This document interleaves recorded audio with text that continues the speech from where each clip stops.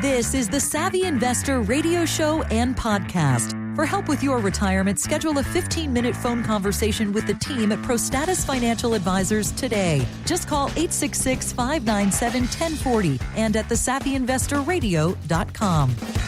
Welcome back to the Savvy Investor Radio Show and podcast with the team at ProStatus Financial. Mike Kinnett is here. Lawrence Kiley is here. My name is Randy Cook as we go through some of the issues of retirement. And one of the main ones we do this show for is to say, here's Mike Kinnett, here's the team at ProStatus, and here's how we go about helping people in retirement. And there are unique things at ProStatus that I think you're going to want to look into. Well, Fidelity did a study, and they asked people, do you have a written financial plan for retirement? Only about 23% of baby boomers do. And they ask everybody else, and about 62% of them said, I think we'll be fine. We'll be fine doing this on our own. I wonder what that confidence is based on. But for those people who did go and sit down with a financial advisor and build a written plan, they asked them why. What prompted it? Was it a big life event, like a divorce, a death of a spouse? No, that wasn't it. Was it a big market event, a big crash? I lost a whole bunch of money. No, that wasn't it either. The number one reason of people sitting down with a financial advisor was it was just time. It was just time that I tried to figure out all this by myself, and I realized I'm over my skis. I'm over my head on this one. Mike, what is the reason that you see people come in, and when they do come in, how do you help them be confident about retirement? I think most people come in to see us because Lawrence is such a sharp dresser and want to know how to dress even better. I'm watching him today. He's got his little ascot in his pocket. Is that what the pocket? Pocket square, yeah. Pocket square. He's got the tie going on. It's a double. It's a double. What's a double vest thing? What's that called? Double-breasted. Double-breasted. He's looking sharp. His shoes are just shined to the T. So it's. I swear that's got to be the reason why they come in here. Now, the reality is that I think you're pretty spot on. I think Fidelity's spot on. That most people, because we're taught, right, all these years that we're growing our money. You know, it's always a set it and forget it type thing. And that's what media tells you. They tell you just ignore it. You don't need to do anything. Most people save most of their wealth inside a 401k. And in theory, all those 401ks have advisors. But I mean, Lawrence, we have a 401k. Have you ever met our advisor? No, I have not. And what, you're 7 years with us, 5, 6, 7 years with us now, right? I don't even know his name. Yeah. I have had a 401k for the company for, 25 years or so. And I've never met the guy, never had a call from him, nothing. So, I mean, it's not just because we're a financial planning firm, but I mean, because the 401k has to pay him too. So I think what happens is that you have this mentality that we're taught just to ignore it and don't worry about it. It's kind of like, I mean, I hate to put men out on, throw men under the bus, but it's like men and doctors. We're tough. We're going to tough it out. We don't go to the doctors until things are falling apart. But I think what happens is by the time they get to be, 50, 55, 60, right in that, that proverbial retirement red zone, all of a sudden they start thinking about, well, heck, do I have enough? Am I going to make it? And God, I love that idea of I'm just, we'll be fine. I'm just going to wing it, go into a blind. It's kind of like, that old proverbial, that's how I got pregnant. I mean, I hate to say it that way. And I'm not sure that that's what you want. That surprise is what you want as you're 50, 60 years old. I think that most people want that comfort as they're giving up their job, right? Because you have that paycheck coming in every 2 weeks and you're getting ready to give it up.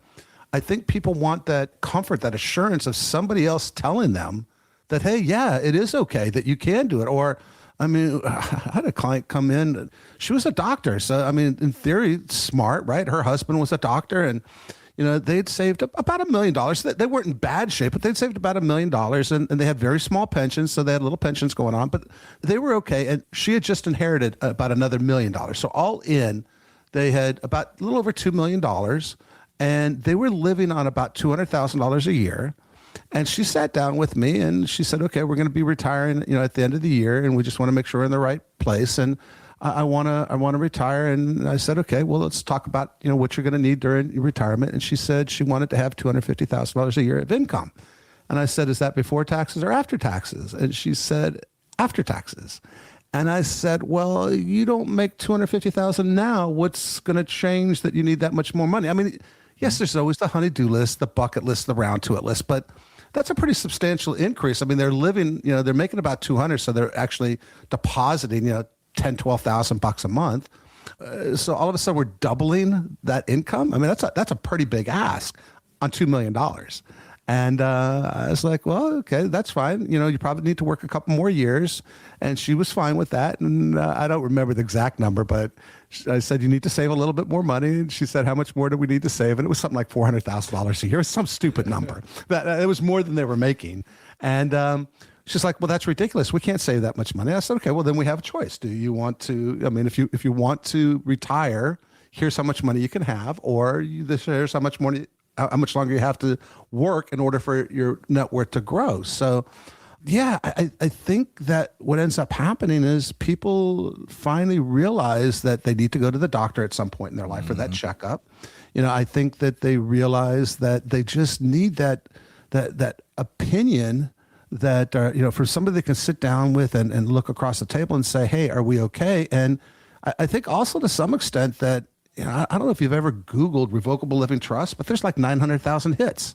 I don't know if you've ever Googled annuity, but there's, and I'm making this number up, but I'm probably not too far up. If you Google, should I buy an annuity? There's probably 1 million hits of why annuities are horrible. There's probably 1 million hits of why annuities are great. And then there's probably 1 million hits of buy the annuity from me because I'm the best annuity salesman out there, right? And all three of those things are accurate statements, right? None of them are incorrect.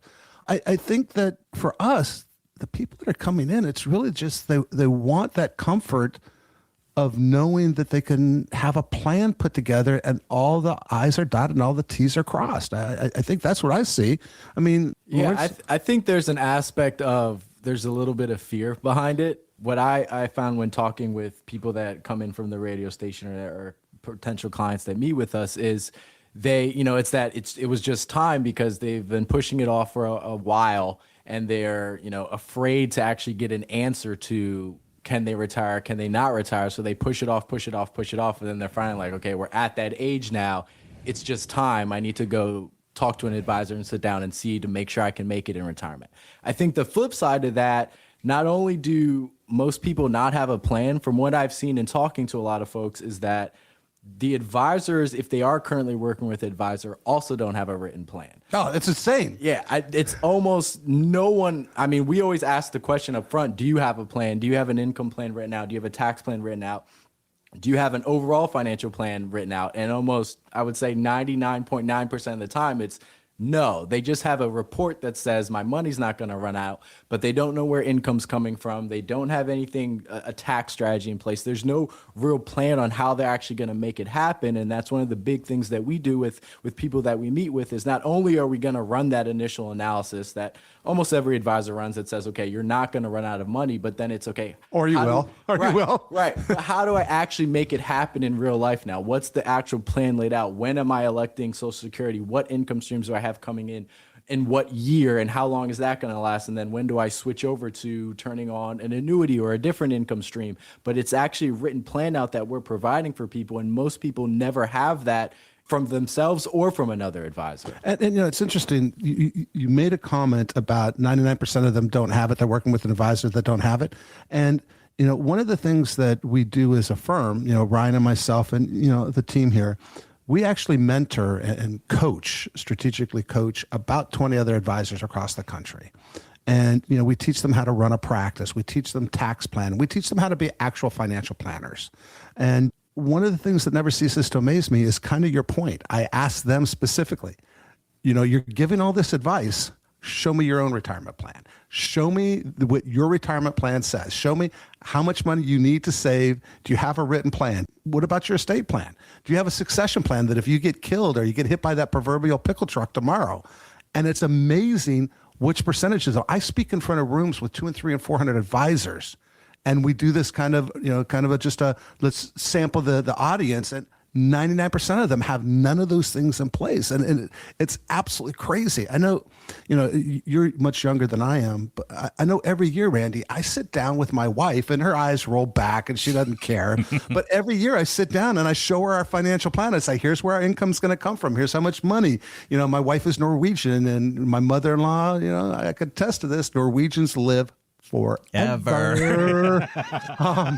So, my wife has family that are, have broken the centurion age bracket. So, I know I have to have money for her. And, the reality is we run out of money. We run out of cash. We have some real estate, some other holdings, but we run out of cash somewhere between her being 97 and 100 years old, depending on what year it is. And then she has to start liquidating real estate. And she's always like, oh, that's ridiculous. I'm not going to live that long. I don't care. We're fine. I know I'll always have money.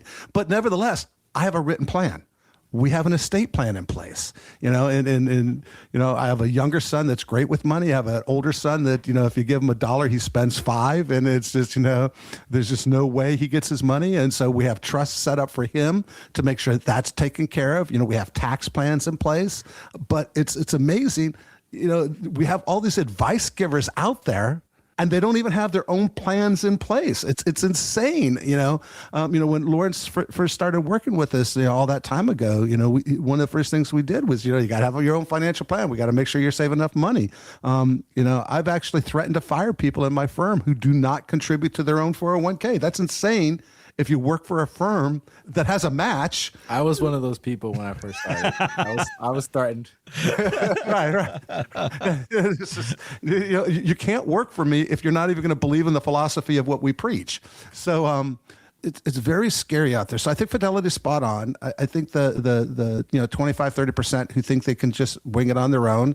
I wish them the best of luck. I think that's stupid. You never need to really go to the doctors. You can Google. My wife has a doctoral degree in Google search. I mean, she can search anything and find out exactly what ails me every single time. And yet, you know what I do? I still, I pick up the phone and make an appointment. But, I know Ryan goes online and clicks and sets the appointment online. But I still go to the doctors because I just want that expert who knows what he or she is talking about and says, here's exactly what they need to do. And I think that 62% that actually come in to see firms like ours, I think that's the realization they've come to. They just want that sense of somebody. I always describe our role as sometimes our job is to hold your hand and force you to cross the street. And sometimes my job is to hold your hand to keep you from running across the street. So the stupid things you did when you were 3 or 4, we go back through those again when you're 60, 70, and 80. And I think really at the end of the day, the most important thing you should be doing as you're coming close, 5, 10 years from retirement, you need to start thinking about, is the person you're working with now, which could include yourself. You've heard that old adage that lawyers are their own worst clients. Well, I'm telling you right now, advisors are their own worst client, and you probably should not be managing your money on your own as you go into retirement, because for you, it's all emotional. And while we may care about you, we may become very good friends, the fact is this is our job, and you'll get an objective viewpoint on what should happen as opposed to an emotional, subjective reaction every time that something changes. So I think the best thing you can do is evaluate, was the advice giver I had when I was younger, kind of like a pediatrician, as you go into retirement, do you still want to see a pediatrician, or do you want to see what we refer to as a phase 2 fiduciary, which is just a completely different approach. A phase 2 fiduciary is going to look at your income. They're going to diversify your income streams. They're going to look at your tax buckets. They're going to diversify not only the income streams, but the tax efficiency of those income streams. We're going to look at the tax efficiency of today, tomorrow, next year, what happens when you pass away, the next generation and the generation after that, the estate planning. We're going to look at your homeowner's insurance and your automobile insurance, and we're going to take a look at long-term care issues. It really is the difference between somebody who gives you a lollipop and a little Band-Aid with a smiley face on it, and somebody who understands that, you know what, when you're 70 years old, that lollipop's probably not in your best interest because you've been borderline diabetic for the last 10 years and you don't need a sugar spike, right? That's not what you want going into retirement. So I think that's the difference between, what true planning is and what we bring to the table, and, what Fidelity says most people should be doing. Well, they talk about the change going into retirement is one of the biggest changes that you'll ever have in your life. But if you look at those changes, when you went from high school to college, you were excited. When you went from college to your first job, you were excited. When you got married and you had kids, you were excited. Now you're going into retirement and you're scared to death. because you don't know what's in the future. Let's get that off the table. Let's get you excited about retirement. Give the team a look on the website. Here it is, thesavvyinvestorradio.com. You'll see the notes there where you can click in and you can see schedule a call and you can get an appointment on a calendar to sit down and talk about the details of your retirement. Let's go in with confidence and excitement and not the fear that everybody talks about running out of money. Again, thesavvyinvestorradio.com or give the team a call, 866-597-1040. Guys, that is all the time that we have on the show for this week. Lawrence will give you the last word on this one. This is Lawrence Kiley. Thank you for listening to the Savvy Investor Radio Show and Podcast. And this is Mike Kinnett. We'll see you, the Savvy Investor, next week.